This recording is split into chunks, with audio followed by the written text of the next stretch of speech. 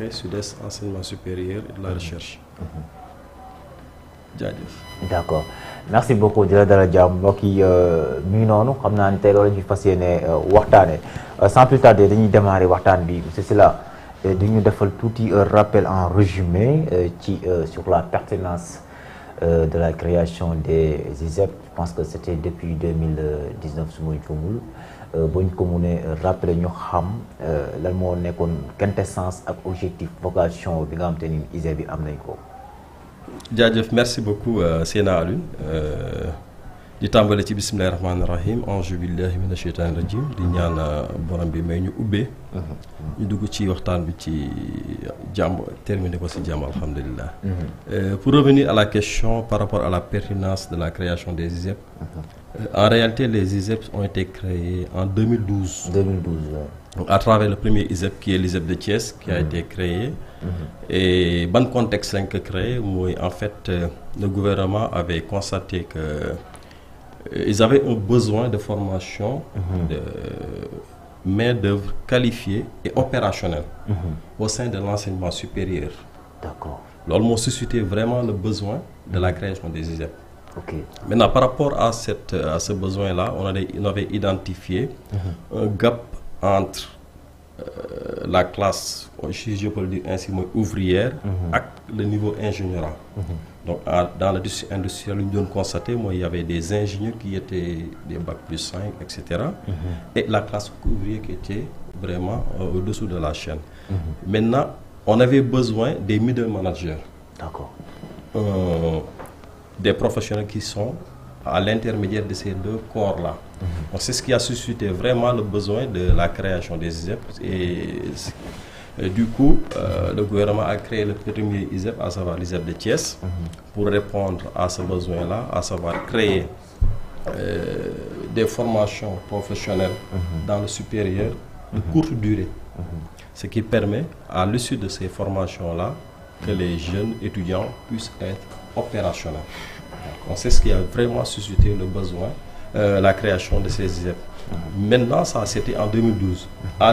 En 2013, à l'issue de la concertation nationale sur l'avenir de l'enseignement supérieur, les différents acteurs de l'écosystème de l'enseignement supérieur, à savoir tous les professeurs d'université, etc., tous les acteurs s'étaient réunis et à l'issue de ces concertations-là, ils ont émis le besoin d'élargir ces ISEP-là. Ce qui a vu la naissance de 4 autres ISEP, à savoir Diamniadio, Bignona, Matam et Richard Toll en 2016. Donc ce qui fait que et dans cette dynamique-là. boobu mu ne kii ci wolof parce que. waaw d'accord yaa ngi partie de nos internautes là. voilà. waaw mu ngi noonu maa ngi jégalu. ok amul problème. donc loolu moo tax.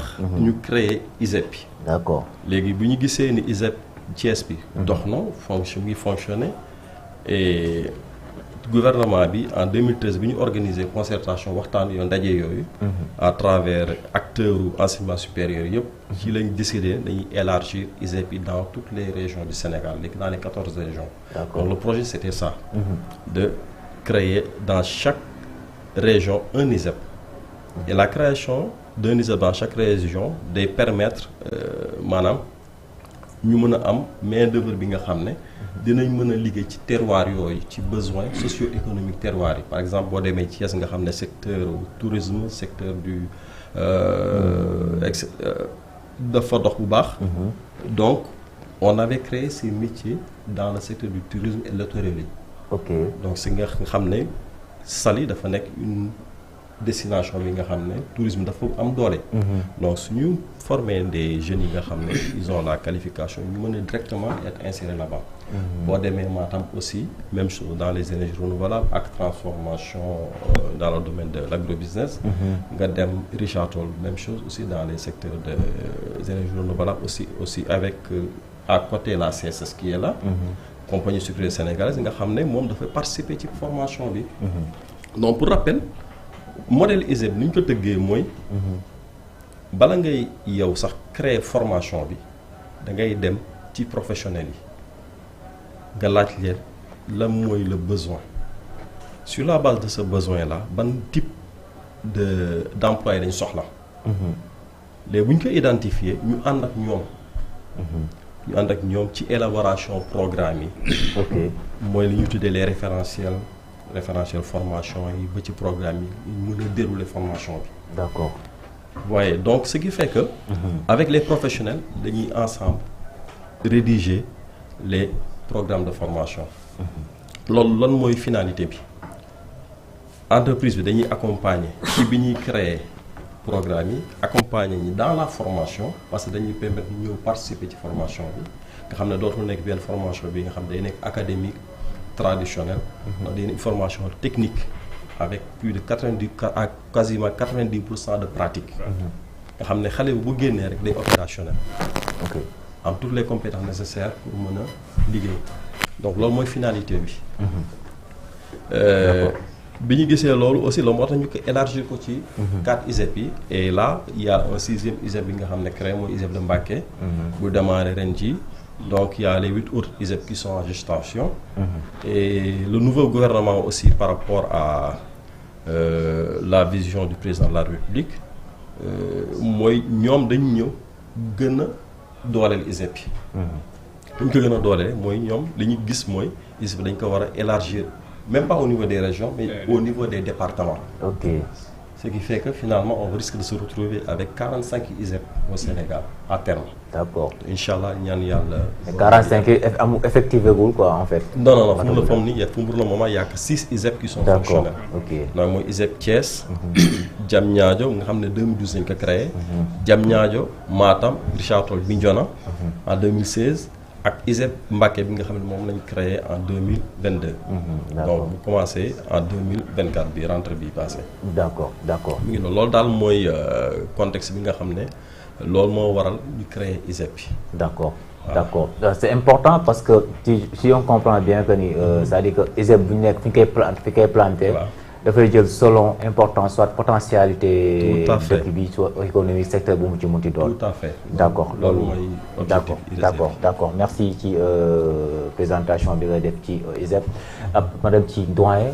Babou Diallo c'est un journaliste bi nga xamante ni fii ci rédaction bu Presse Afrique.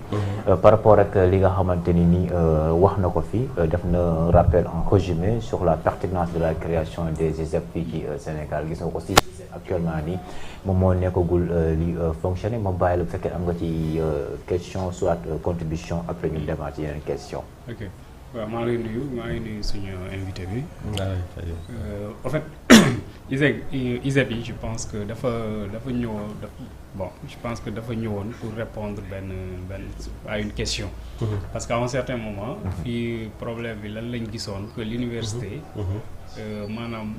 amul woon main d'œuvre qualifiée c'est-à-dire li ñu fa doon former marché bi du ko doon soxla comprendre donc ISEP yi ñëwoon pour répondre à ce besoin donc man d'où la pertinence quoi ñu créé woon ISEP yi et je pense que d'après ni nga ko expliqué bon on en avait eu d'autres informations mais ni nga ko gën a expliqué nii je pense que loolu déjà daf ñuy gën a jox firnde bi si loolu si lu tax ñu créer ISEP bi parce que déjà chaque zone ciblée chaque zone bi ñu implanté ISEP bi c'est selon le potentiel de la zone tout à fait donc loolu déjà day satisfaire benn demande parce que entre entreprises sénégalaises yi parfois dañ doon am bon on disait que parfois aussi à tort de entreprises yi duñu employé duñu kii mais aussi parfois duñ doon am profil bi ñu bëgg ci marché bi.